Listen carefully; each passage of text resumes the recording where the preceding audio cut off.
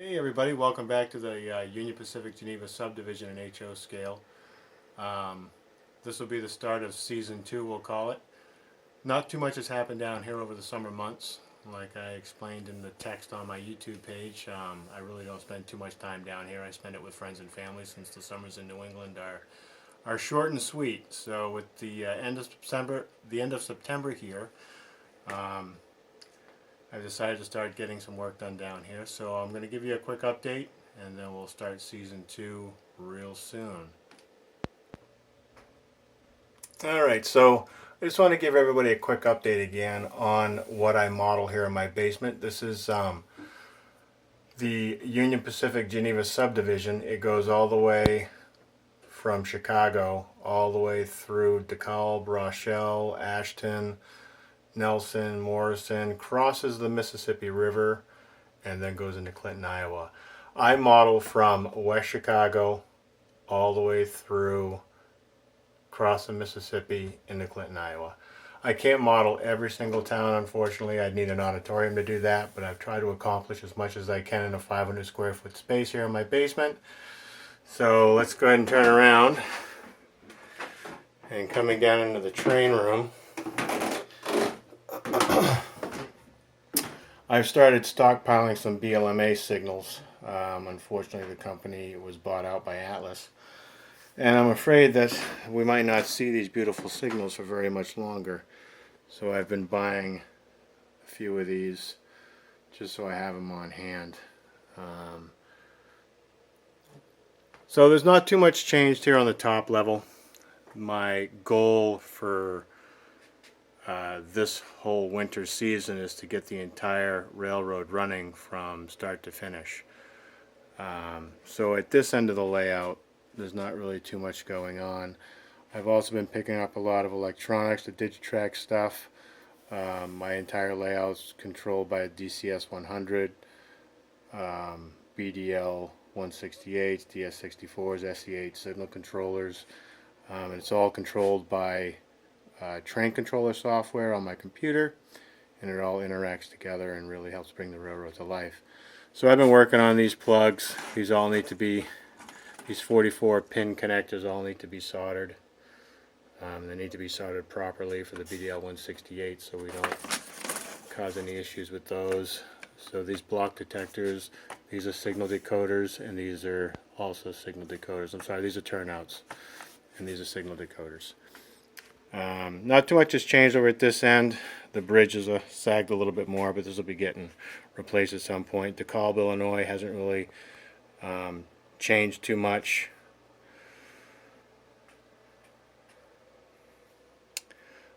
Over on this side of the room, the auto rack facility hasn't changed too much. I haven't really done much over here.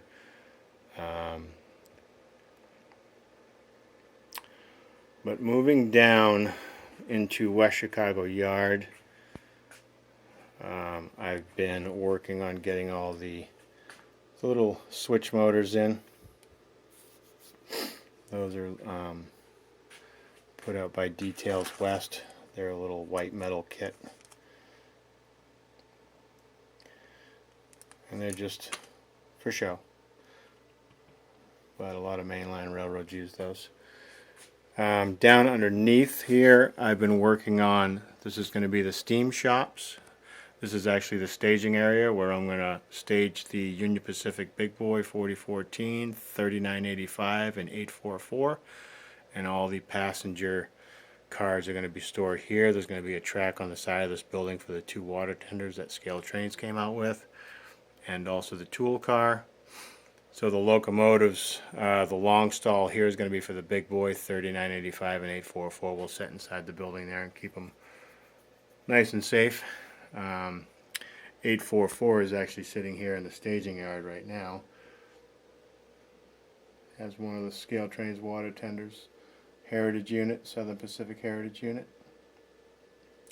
And a few cars, got the tool car and some other cars hooked up. So not too much else has changed down here in the staging yard since the last time I showed you. This is all planned out, it just needs to be laid out and powered. And what I'm going to do is where it breaks off of the staging yard here, I'm going to put a switch in so this isn't going to stay powered continuously all the time. I don't want my locomotives just sitting there with underpower for nothing. So back up here in West Chicago, if you'll notice, I think the last time the backdrop wasn't up yet.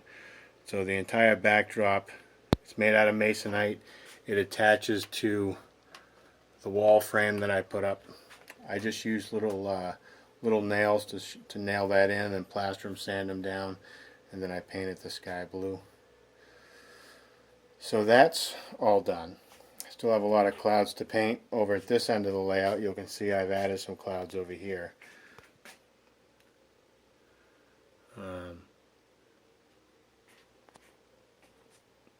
Which I really try to get the depth for the clouds the best I can. And those clouds are really easy to paint. I just take a brush, not a brush, but a sponge, and I do along the bottom. And I try to, before it dries, it starts to run. I just keep working that and fading that in. And then I kind of wisp them up this way, and then I just take the sponge and dab and just make all these clouds, and then I make the real small ones along the bottom to give it some depth. Really easy to do. I'll show this in another video how I do this when I get ready to paint the clouds over on this side of the yard, because they end right here and then it's a nice blue sunny day. So the other thing that I accomplished over the summer was this next level up here. This is going to be farm country, I call it. This is Franklin Grove. That's going to be back here behind the dispatcher. Up on this upper level is going to be a small town of Franklin Grove, Illinois. And then down around the corner here is going to be the town of Ashton. I've already started placing some of the grain elevator facility that I want to put up there. And then also the other big accomplishment is I got this upper deck attached to the helix. So the helix is now complete. I might have finished that last season, but the helix is done. The only last part to do is to hook up this over to Clinton, Iowa, which is over here on this side. It's going to hook up right over here. And then all the bench work is done. So there's the transition out of the helix. And I just cut the board here and gave me a nice, about a 2.5 to 2% grade. It's about 2.5% here, then it levels out right in here, and then starts to go back down again into the helix. So it worked out really well. I've tested it already with 2 engines and a 30-car train, and it goes up pretty easy. So that's the newest major addition. And then once the front fascia is attached here, you won't see any of this. I've also added the lights. I used old-style bulb Christmas lights. I have an unlimited supply of night lights now, clear in multiple colors. So if anybody needs any, let me know. I've come up with this little bracket system for my lights.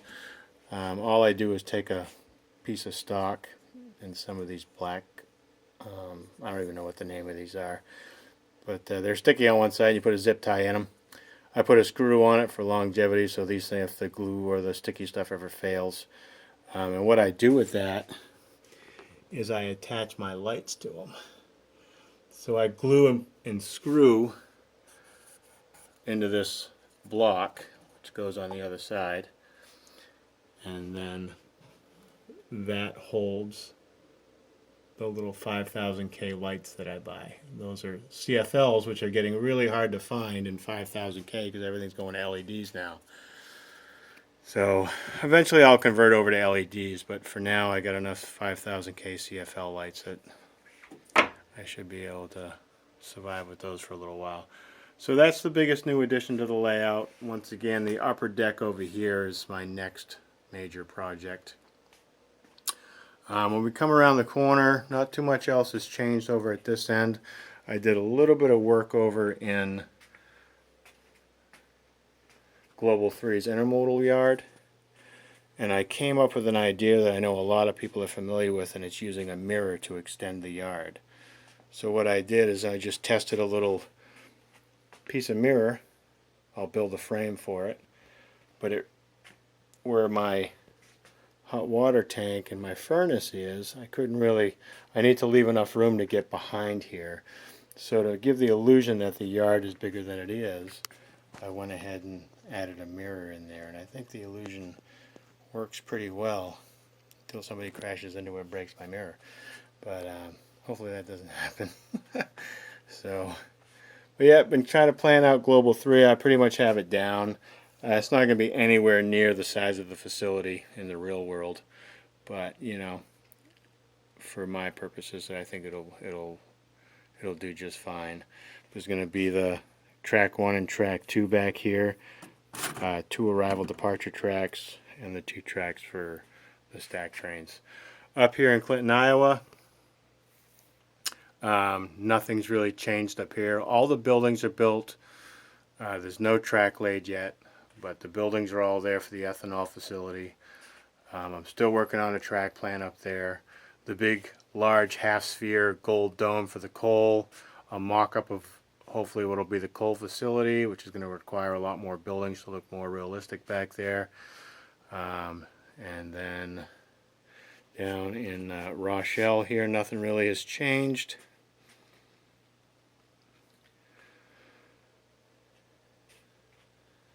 And then the Clinton, Iowa swing bridge.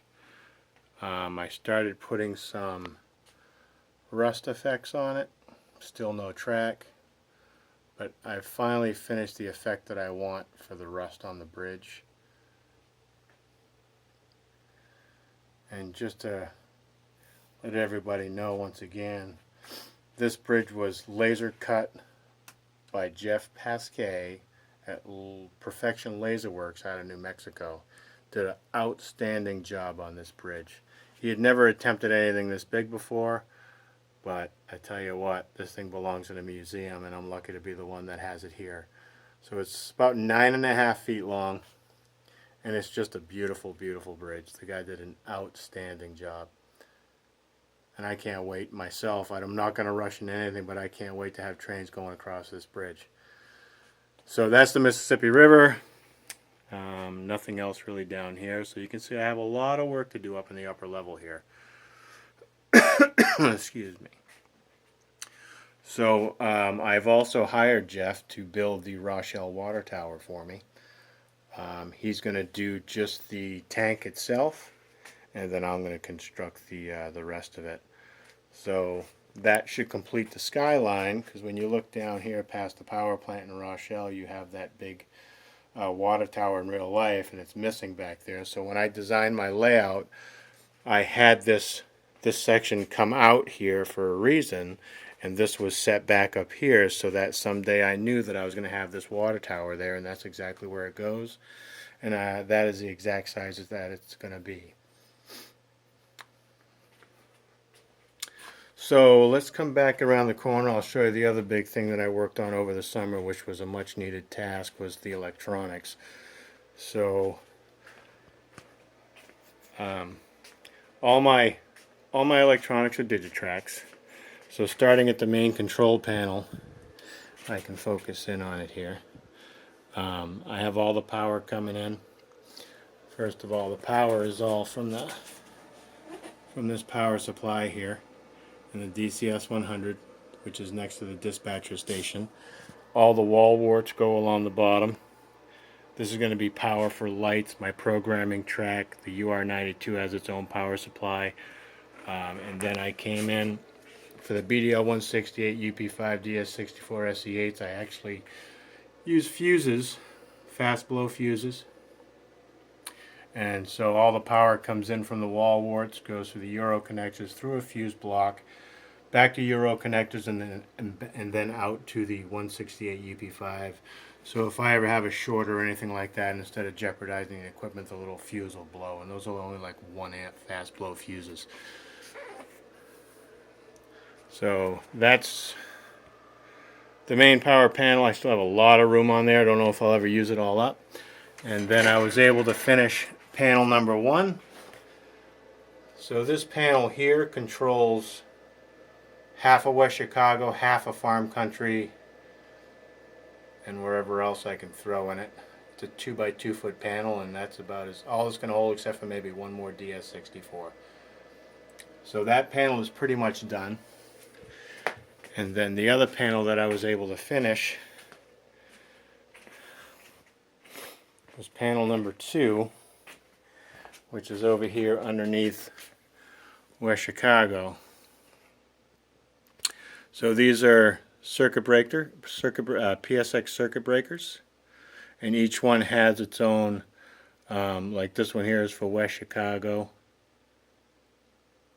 staging. This one up here is for staging west, I'm sorry, and this one down here is West Chicago. One's going to be for the Helix and one's for this side of farm country.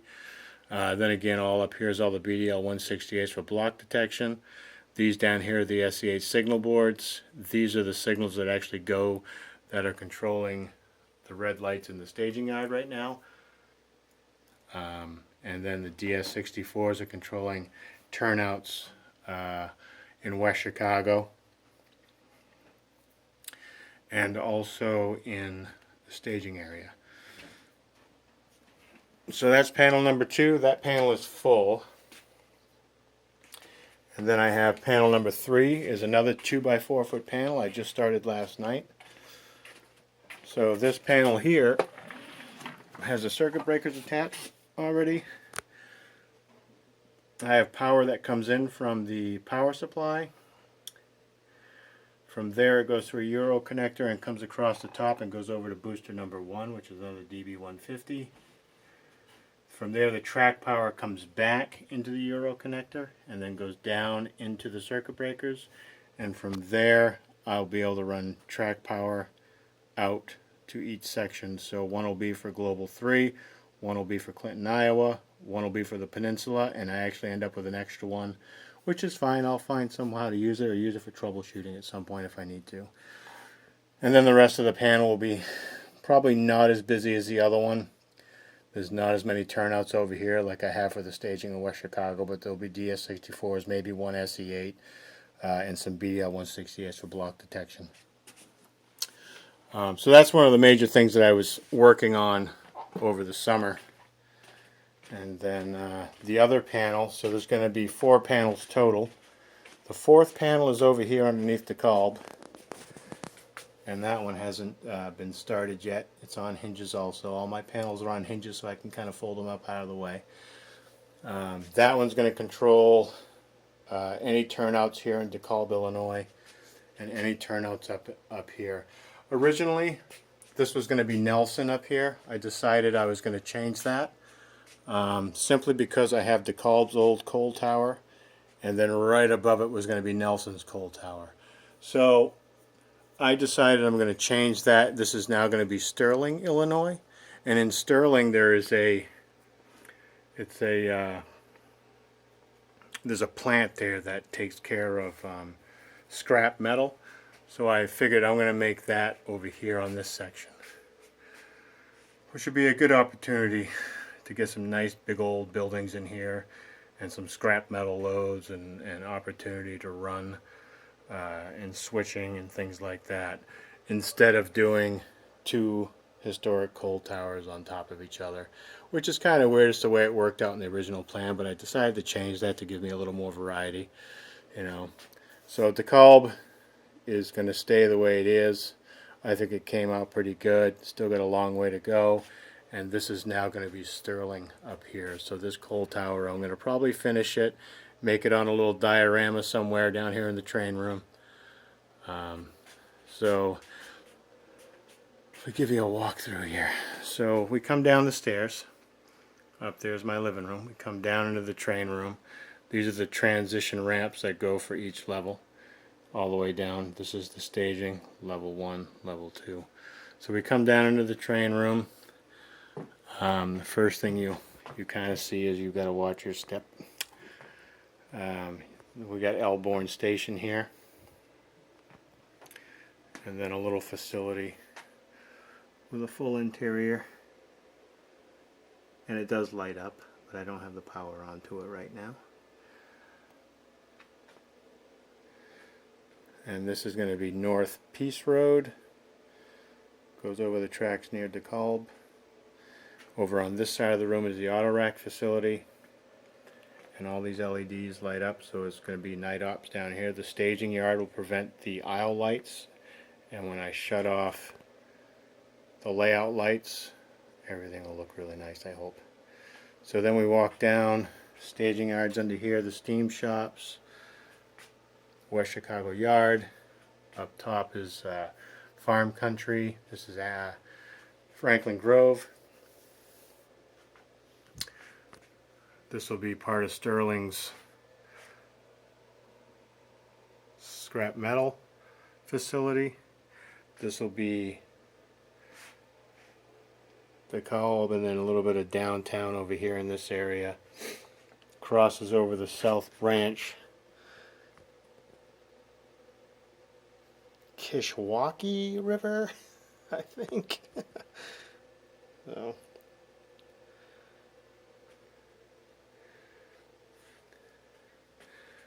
More of West Chicago, Farm Country.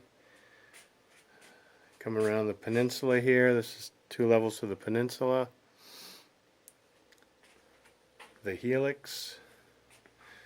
Come around this corner. We come into Rochelle down here on the lower right.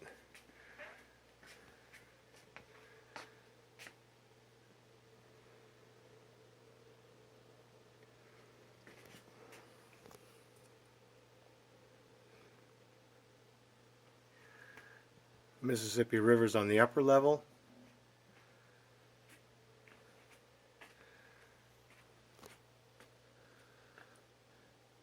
And then Clinton, Iowa on the upper level.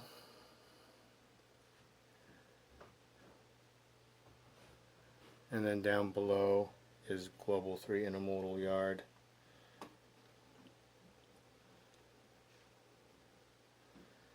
And that's pretty much everything that's changed down here. So a lot of work done to panels, and then the biggest accomplishment over the summer was getting this 3rd level up here finally built. So stay tuned for more videos. I'm hoping to have this upper level up and running by spring.